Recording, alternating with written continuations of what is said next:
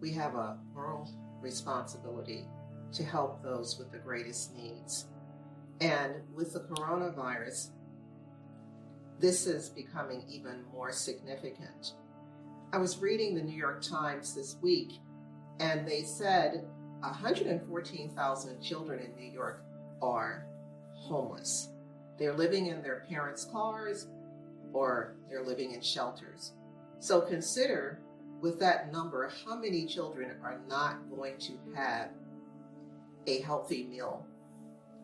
A healthy meal because usually through the school lunch programs, they're eating lunch or even breakfast in some cases, taking that financial burden off of their parents to provide 3 meals a day.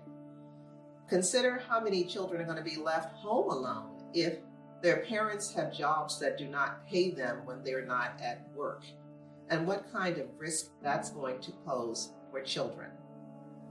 And I look at that and I reflect back on my own childhood, and when I started school in 1955, I lived in a home where my parents took care of relatives with the greatest needs. My mom came from a very rural community and there was poverty in her family. And at some point, her brothers and her sister lived with us. And my parents, as a collective, made sure they had food every day to eat. In some cases, bus fare to look for jobs. So this is what I saw as a little girl, and I took that kind of value with me when I started school. And the very first day of school, I had a bag lunch. I noticed that there were children at my table without food. No bag lunch, no lunch from the cafeteria. And I decided each day I would give a child my lunch because I knew when I got home I was going to have a meal. And I did that every day until one of my friends told my mother I was giving my lunch away and she punished me.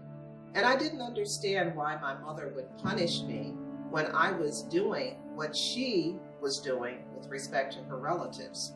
And I carried that misunderstanding with me for years until a friend on Facebook said, "Patricia, do you know why your mother punished you for feeding children with great needs who did not have lunch?" And I said, "No." And she said, "Well, why don't you ask her?" And I asked her when I saw her again, and she explained that because of her poverty, when she learned that her child was not eating her lunch, she was upset about that because she did not want her children to endure what she had endured.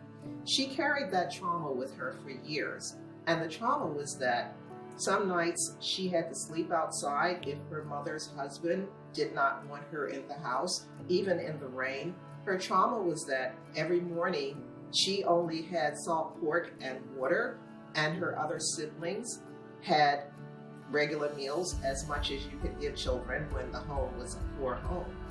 And I now understand, although I wish she had taken a different path, I do understand why she punished me.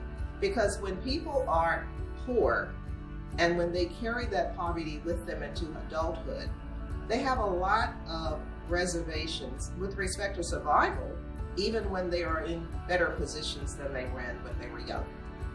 And I also think when you carry that value, subliminally you're passing it to your own children, because just as my mother passed it to me, I obviously passed it to my son, who decided one Christmas he wanted nothing, no gifts other than world peace and to feed the homeless. And no, I could not give him world peace.